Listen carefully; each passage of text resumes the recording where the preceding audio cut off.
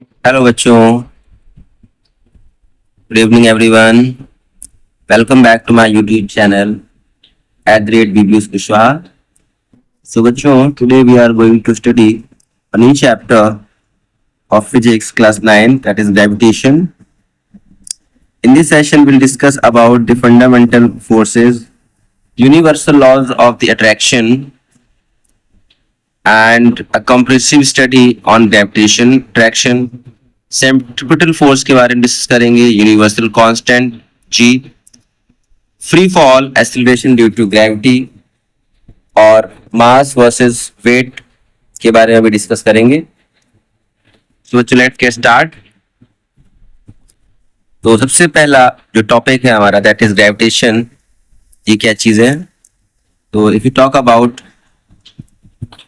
The gravitation, so definition is gravitation is the natural phenomena by which all physical bodies with mass attract one another with the force that hold the universe together।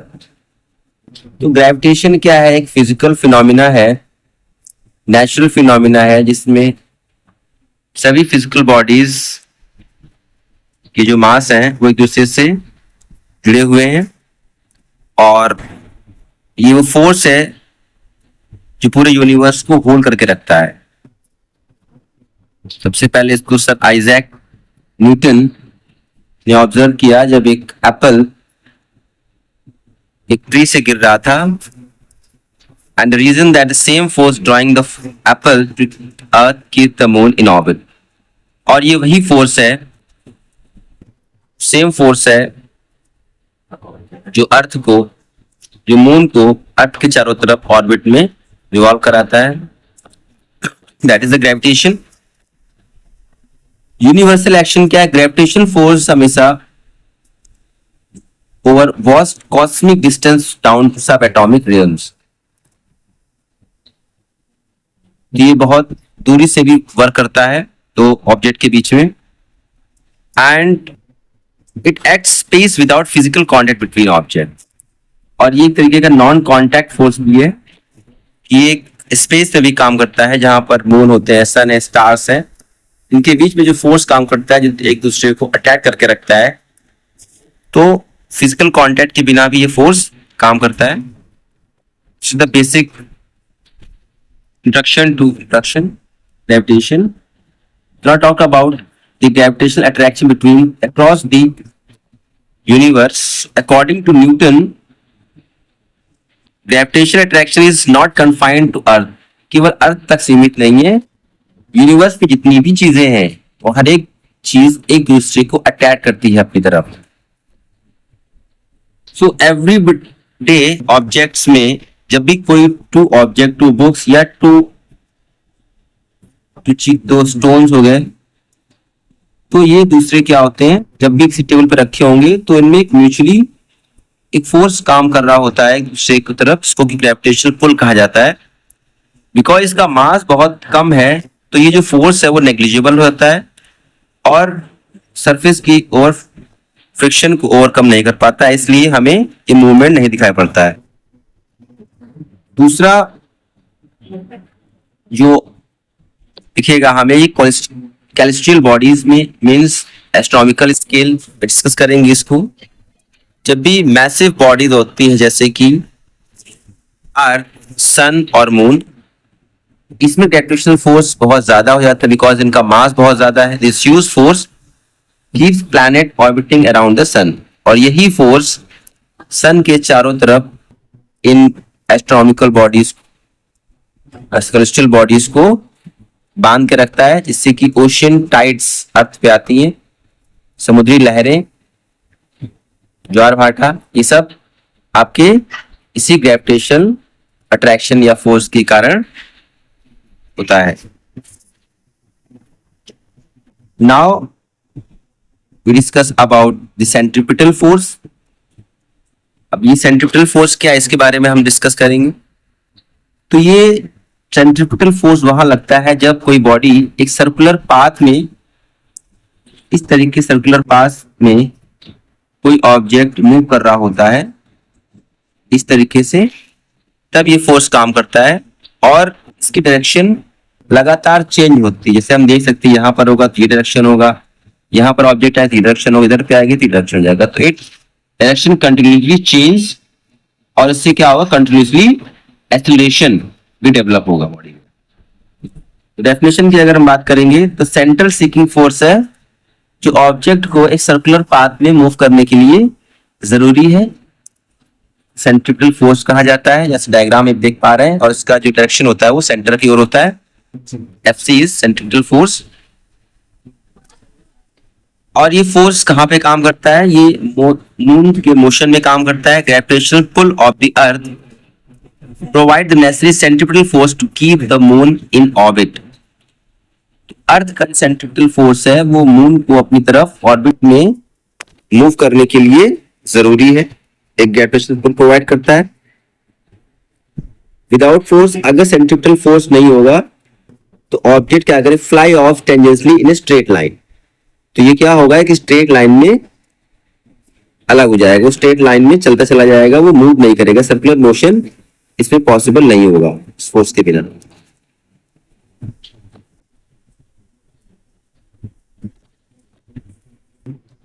Now we discuss about the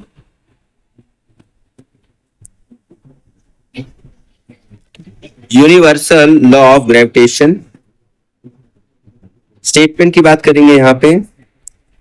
तो हर एक object universe में है एक दूसरे की तरफ एक force से अट्रैक्ट है और ये फोर्स डायरेक्टली प्रोपोर्शनल है उनके मासेस के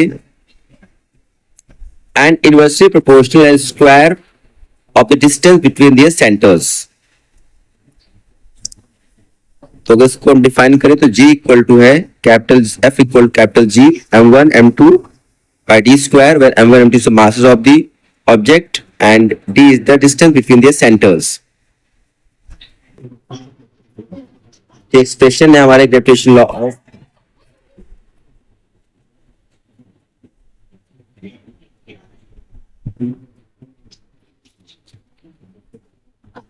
Now discuss about the universal gravitational constant. So SI unit of capital G. So we derive the law from the equation we have G is equal to F d2 m1 m2. So we put the values of unit of force, distance and masses. We got the SI unit is Newton per meter square per kg square. So experimental determination accepted values है G की, उसको Henry Cavendish से पहले खोजा bye torsion balance के द्वारा। और इसकी G की जो वैल्यू है ये हमेशा कांस्टेंट रहती है through out the universe regardless of any medium और टेम्परेचर। ये टेम्परेचर पे या मीडियम पे डिफाइन नहीं करता। जो अर्थ पे G की वैल्यू होगी वही आपकी स्पेस पे होगी, वही हर एक मीडियम में होगी। And expected value जो G की that is 6.673 into 10 raised to the power minus 11 Newton meter square per kg square. Now we talk about the characteristic of gravitational force. और ये जो फोर्स होगा ये किस तरीके से काम करेगा, तो ये हमेशा अट्रैक्टिव फोर्स होता है। इलेक्ट्रोस्टैटिक मैग्नेटिक फोर्स की तरह ये रिपेल नहीं कर सकता, ये हमेशा ही प्योरली अट्रैक्टिव फोर्स होगा नेचर में। एंड सेंटर फोर्स ये एक्ट होगा स्ट्रेट लाइन जो सेंटर्स मासेस के सेंटर्स को जोड़ेगी, C1 C2 उसको जोड़ने वाली जो लाइन है इसके सेंटर्स की तरफ ही दोनों इंटरेक्टिव बॉडीज के जो लाइन ज्वाइन करने वाली उसी के अलॉन्ग ये वर्क करेगा। एंड इनवर्स स्क्वायर लॉ को फॉलो करता है। जो फोर्स होगा ये आपका इनवर्सली प्रोपोर्शनल होगा इसके डिस्टेंस के स्क्वायर के बराबर। हैविंग डिस्टेंस इंक्रीज, जैसे डिस्टेंस इंक्रीज करेंगे इसका फोर्स बहुत तेजी से कम हो जाएगा, 1/4 जाएगा। मीडियम इंडिपेंडेंट है, it does not depend on medium. Intervening medium जैसे ऑब्जेक्ट लाइक वैक्यूम है, वाटर है, एयर है या सॉलिड्स है, ये इस पर डिपेंड नहीं करता, कांस्टेंट रहेगा जी की। नेक्स्ट वीकेस्ट फंडामेंटल फोर्स है, means gravitational force, fundamental forces हैं, फोर फंडामेंटल फोर्सेज, ये बहुत कम हो जाता है सेलेस्टियल मासेस के लिए।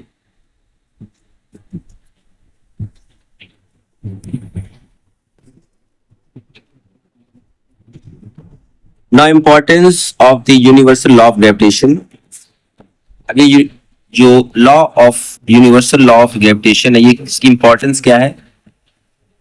तो जो भी नेचुरल फिनोमिना है उसके लिए बहुत इंपॉर्टेंट है, जैसे कि बाइंडिंग अस टू अर्थ, बिना ग्रेविटेशन के हम अर्थ पर नहीं रह सकते। इट प्रोवाइड द अट्रैक्शन, जिससे कि ह्यूमन बीइंग, एटमॉस्फेयर और ओशियन ये सभी अर्थ के सरफेस के साथ में जुड़े रहते हैं। प्लैनेटरी रिवोल्यूशन क्या है? इसी ग्रेविटेशन की वजह से जितने भी प्लैनेट्स हैं वो सन के चारों तरफ, सेंट्रल मास के चारों तरफ रिवॉल्व करते रहते हैं। Second is orbit of the moon. It maintain the moon stable electrical orbit around earth without escaping into deep space. तो ये जो हमारा अर्थ है, ये आपकी मून है, ये मून है, ये अर्थ है। तो इसी फोर्स के कारण ये जो मून है हमारा, इस अर्थ के चारों तरफ मूव करता रहता है, ये स्पेस में नहीं जाता है। That is of gravitation. Ocean tide phenomena, so it causes high and low ocean tides due to the combined gravitational attraction of the moon and sun। तो मून और सन की ग्रेविटेशन के कारण जो है high and low tides develop होती है oceans में, तो ये इसके लिए भी रिस्पॉन्सिबल है gravitation force.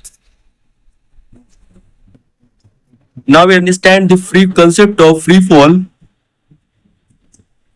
And acceleration due to gravity. तो फ्री फॉल का मतलब क्या है? फ्री फॉल का मीन्स है, ये हमारी सरफेस है, यहां से कोई ऑब्जेक्ट है और इस तरीके से नीचे वो मूव कर रहा है अर्थ की तरफ, under the influence of gravitational force along, इसमें कि कोई एयर रेजिस्टेंस नहीं है। इस तरीके का जो मोशन है, जो फॉल है बॉडी का, that is called as free fall without any air resistance. Free fall के समय डायरेक्शन रिमेन्स अनचेंज्ड रहता है, बट वेलोसिटी बढ़ती है जैसे जैसे एक्सीलरेशन प्रोड्यूस होता है। ये एक्सीलरेशन से इस तरीके से बॉडी नीचे आ रही होती है। Now acceleration due to gravity क्या है? ये एक यूनिफॉर्म एक्सीलरेशन है जो फ्रीली फॉलिंग बॉडी में ग्रेविटेशनल पुल के कारण डेवलप होता है, और इसी को कहा जाता है एक्सीलरेशन ड्यू टू ग्रेविटी। और इसकी वैल्यू जो है वो है 9.8 metre per second square, and G capital M upon R square formula है। इसकी वैल्यू जो होती है that is 9.8 metre per second square, that is constant value. Now we compare different values, gravitational constant versus acceleration due to gravity, इन दोनों में क्या difference है? तो डेफिनेशन की बात करें तो ये फोर्स है जो दो 1 kg मासेस के बीच में 1 मीटर डिस्टेंस अगर है तो उसके बीच में काम करता है ये जी। और एक्सीलरेशन ड्यू टू ग्रेविटी, ये एक्सीलरेशन तब प्राप्त होता है जब अर्थ की ग्रेविटी के समय एक फ्री फॉल बॉडी नीचे आ रही होती है। इसकी वैल्यू की बात करें तो कांस्टेंट है 6.67 newton raise to the -11 newton metre square पर केजी स्क्वायर। बट जी की value small G variable value है, स्टैंडर्ड वैल्यू अर्थ पे 9.8 है, अर्थ पे 1/6 ऑफ अर्थ वैल्यू। नेचर की बात करें तो ये स्केलर क्वांटिटी है, ये हमेशा ही कांस्टेंट रहती है यूनिवर्स में। बट जी की वैल्यू ये वेक्टर क्वांटिटी है, मतलब इसकी एल्टीट्यूड के साथ में वैल्यू चेंज होती है, डेप्थ और एल्टीट्यूड के साथ। एसआई यूनिट की बात करें तो न्यूटन मीटर स्क्वायर पर केजी स्क्वायर है, इसका मीटर पर सेकंड स्क्वायर या न्यूटन पर केजी है इसकी value. Now we talk about the mass and weight on the moon. So mass क्या है? Mass amount of matter in a body है mass. Weight force है जिससे अर्थ किसी body को अट्रैक्ट करती है, वो फोर्स है वेट। मास एक वेक्टर क्वांटिटी है, कांस्टेंट है, जबकि वेट एक वेक्टर क्वांटिटी है, W इक्वल टू mg इसका फॉर्मूला है। इसका SI यूनिट मास का किलोग्राम में मेजर करते हैं, वेट को हम SI यूनिट न्यूटन मेजर किया जाता है। एंड यहाँ पे एक पॉइंट है कि weight of object on moon क्या होगा। तो मून पे जो वेट होगा व्यक्ति का वो 1/6 ऑफ वेट ऑन अर्थ, क्योंकि जो मून का मास है 1/100 टाइम्स और रेडियस जो है अर्थ के रेडियस से 1/4 टाइम्स है। उसको कैलकुलेट करने पे हमारा जो वेट आता है मून पे वो 1/6 of weight on earth. Non numerical example earth and 1 kg object के बारे में डिस्कस करेंगे। तो हमें उस ग्रेविटेशनल फोर्स के बारे में बात करना है जो अर्थ और 1 किलोग्राम मास ऑब्जेक्ट सरफेस पे रखा है, उनके बीच में कितना फोर्स काम कर रहा होगा। तो यहाँ पे मास अगर है तो अर्थ का मास है पता है 6.10⁻24 kg है, ऑब्जेक्ट का मास 1 kg है, रेडियस अर्थ का 6.4 × 10⁻6 मीटर और जी की वैल्यू 6.673 × 10⁻11 है। On putting the values in the formula we got the result that is F is equal to 9.8 Newton, which is equal to the gravitation due to gravity है, क्योंकि हमें पता है। So we have discussed in this chapter gravitation, a universal traction force है, दो masses के बीच में लगता है यूनिवर्स में। यूनिवर्सल लॉ क्या है? F is equal to G m1 m2 by T. G की वैल्यू है न्यूटन पर मीटर स्क्वायर पर KG square. Acceleration due to gravity 9.8 है वैल्यू इसकी, metre per second square. Weight very करता है लोकेशन के हिसाब से, m मास कांस्टेंट रहता है हर जगह, पर वेट वेरी करता है लोकेशन की वजह से। This is all about this session.